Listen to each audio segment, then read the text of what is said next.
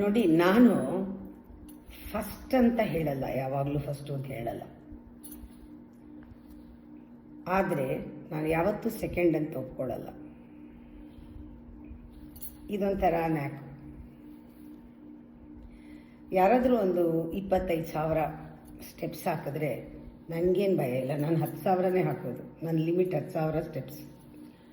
ಆದರೆ ಒಂದು ಸ್ಟೆಪ್ ಮೇಲೆ ತಿಂಗಳಾಂಗಟ್ಲೆ ನಿಂತ್ಕೊಂಡು ನೋಡಿದ್ರೆ ಒಂದು ಸ್ವಲ್ಪ ಭಯ. ಯಾವತ್ತೂ ನಾವು ಸ್ಟಿಫಾಗಿರಬಾರ್ದು. ಸ್ಟಿಫಾಗಿದ್ದರೆ ಮರ ಏನು ಮಾಡುತ್ತೆ? ಸೀಳುತ್ತೆ, ಮುರಿಯುತ್ತೆ, ಬೀಳುತ್ತೆ ಅಲ್ವಾ? ಆದರೆ ಬ್ಯಾಂಬು ನೋಡಿ, ಹೇಗೆ ಗಾಳಿ ಬಂದರೆ ಹೀಗೆ ಬಗ್ಗತ್ತೆ. ಅದು ಯಾವತ್ತೂ ಮುರಿಯಲ್ಲ, ಅದು ಬಲ ಜಾಸ್ತಿ ಇರುತ್ತೆ. ಪ್ರಕೃತಿನಲ್ಲಿ ಒಂದೊಂದು ಪಾಠ ಹೇಳ್ಕೊಡುತ್ತೆ.